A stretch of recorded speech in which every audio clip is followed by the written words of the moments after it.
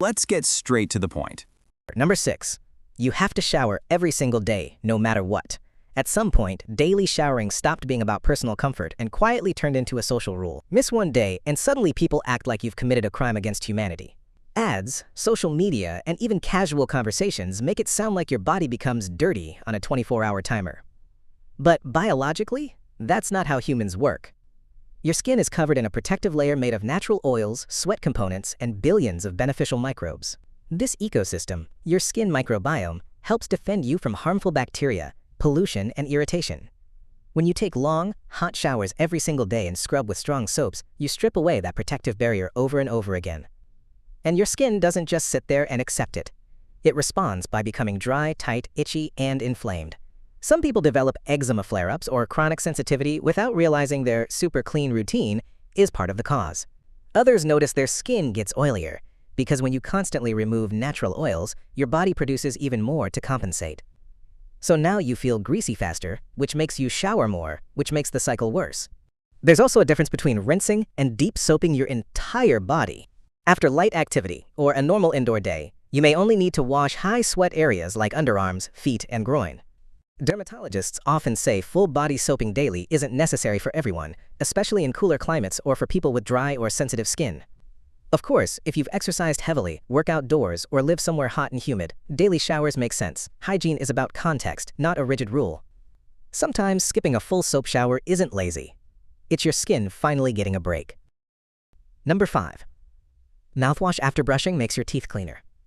It feels like the ultimate finishing move. You brush your teeth, spit, then rinse with a blast of icy mouthwash that makes your eyes water and your mouth feel like a frozen cave. That intense minty burn must mean it's working, right? Not exactly. Toothpaste contains fluoride, one of the most important ingredients for preventing cavities. Fluoride strengthens enamel, helps repair early tooth damage, and protects against acid from food and bacteria. But here's the problem. When you immediately rinse with mouthwash after brushing, especially a strong one, you wash away much of that fluoride before it has time to fully do its job. Dentists often recommend just spitting out excess toothpaste and not rinsing with water right away, so fluoride can sit on your teeth longer. If you love mouthwash, the better time to use it is at a different point in the day, like after lunch, not right after brushing. There's also the issue of alcohol-based mouthwashes. While they kill bacteria, they can dry out your mouth. And saliva is one of your body's main defenses against tooth decay. Less saliva can actually increase the risk of problems over time. That super fresh feeling is mostly sensation, not necessarily better. Hygiene. Fresh breath is great, but healthy teeth come from fluoride staying where it's needed, not being rinsed down the sink 2 seconds later. Number 4. Cleaning your ears with cotton swabs. It feels responsible. You step out of the shower, grab a cotton swab, and carefully clean inside your ears like you're doing some kind of precision hygiene work. But here's the uncomfortable truth. Your ears are self-cleaning. When you stick a cotton swab inside, you're not scooping wax out the way you think. Most of the time, you're pushing it deeper. Push too far, and you can damage the eardrum, which can affect hearing and balance. Doctors see this all the time, which is why many health organizations say it clearly. Don't put anything smaller than your elbow in your ear. If you feel like you have excess wax, the safest options are eardrops that soften wax, or seeing a professional who can remove it properly. Your ears don't need deep cleaning tools. They need you to stop interrupting a system that already knows what it's doing. Sometimes the healthiest hygiene. Number 3. Scrubbing harder means cleaner skin. There's a weird satisfaction in scrubbing your skin aggressively. The tougher the scrub, the cleaner you feel, like you're sanding away every bit of dirt, oil, and bad decisions from the week. But your skin isn't a dirty plate. It's a living organ. And when you treat it like a surface that needs to be scraped clean, it fights back. Your skin has a protective barrier called the acid mantle, a thin, slightly acidic film made of oils, sweat, and healthy bacteria. This barrier locks in moisture and keeps harmful microbes out.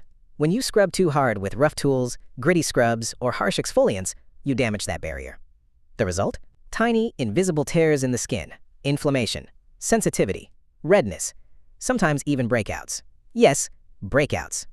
Because when the barrier is damaged, your skin panics.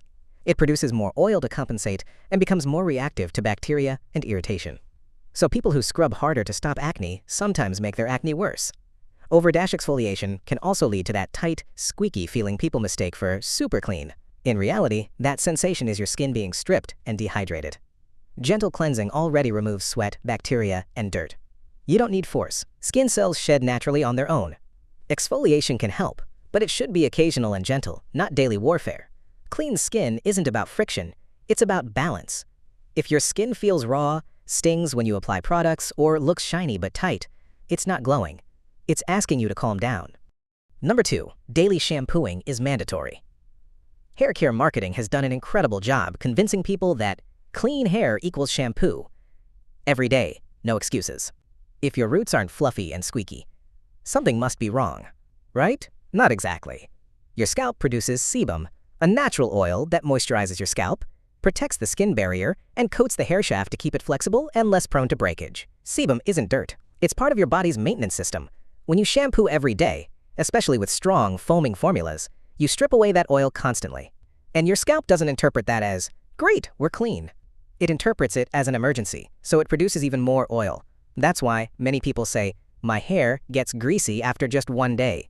Often, it's not because their scalp is naturally over-oily. It's because it's been trained to overproduce oil after years of daily stripping.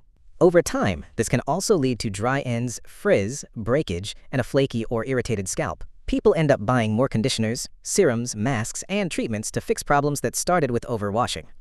Different hair types have completely different needs. Curly, coily, and textured hair tends to be drier, and often thrives with less frequent washing. Even straight hair can adapt to a less frequent schedule if given time. This doesn't mean never washing your hair. It means washing based on your scalp's condition, your activity level, and your hair type.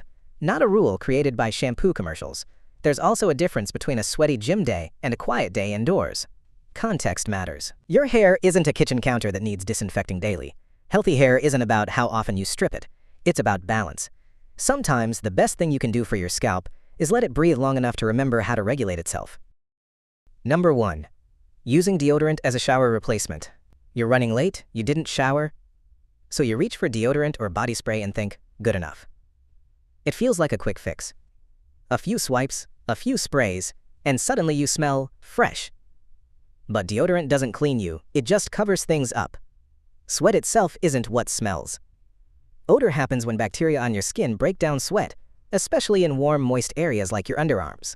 When you skip washing and pile deodorant or fragrance on top, you're not removing bacteria, dead skin cells, or old sweat. You're layering scent over the source. Over time, this can actually make odor worse. Bacteria keep multiplying, trapped under product buildup, sweat, and fabric.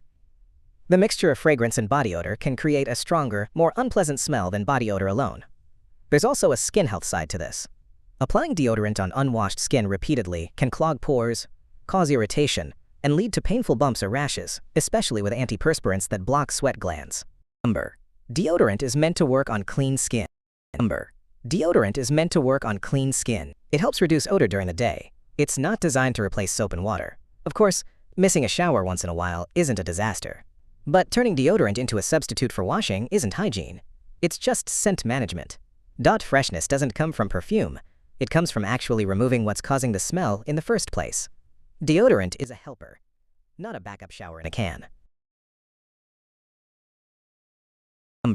Deodorant is meant to work on clean skin. It helps reduce odor during the day. It's not designed to replace soap and water. Of course, missing a shower once in a while isn't a disaster.